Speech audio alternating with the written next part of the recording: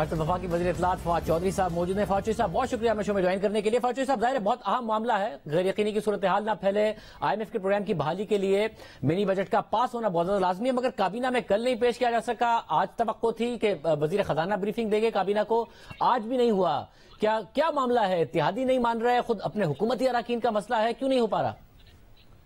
नहीं, ब्रीफिंग तो कल ही हो गई थी। एक्चुअली देखें, इसमें जो लॉ है वो ये है कि जब फाइनेंस बिल कैबिनेट पास करती है तो वहां से उसने सीधा ट्रांसमिट होना होता है हाउस में।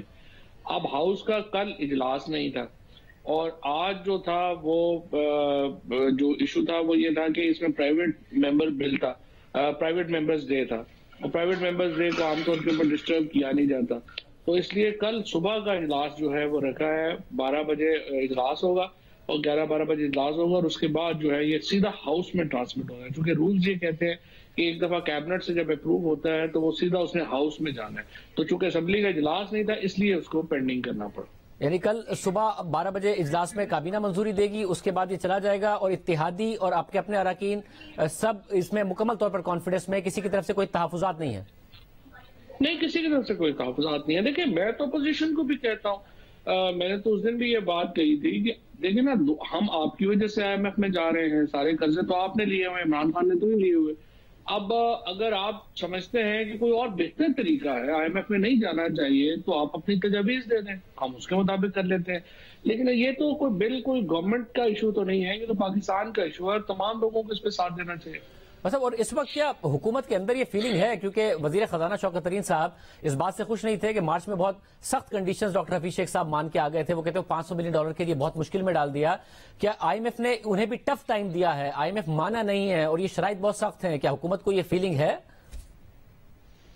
देखिए, उसमें कम से कम आदी हो गई हैं अब वो उस तरह की शराइत जो पहले थी वो तकरीबन 700 अरब रुपए की थी, अब वो तकरीबन आधी हो गई हैं, तो उससे एक रिलीफ जो है वो तो मिला है। और उसमें जो अपवर्ड जो ट्रांजैक्शन होनी थी या चीजें होनी थी, वो बिजली वगैरह की कीमतें जो है वो पहले ही आपको मालूम है कि उसकी एडजस्टमेंट्स हो चुकी हैं। लिहाजा मेरा ख्याल ये है कि ये अच्छा स्मूथली ये हो जाएगा और इससे कॉन्फिडेंस, आपने अपने इंट्रो में पहले कहा, एक कॉन्फिडेंस जो है वो मार्केट में वापस आएगा।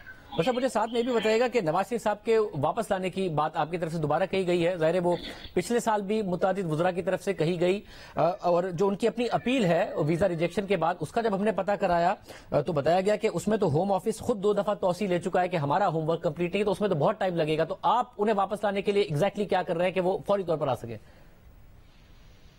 पहले तो मैं समझता हूं कि ये लाहौर हाईकोर्ट की जिम्मेदारी है कि वो इसके ऊपर जिन जज साहबान ने उनका एफिडेविट शहबाज शरीफ का कबूल किया था वो उसके ऊपर कार्रवाई करे।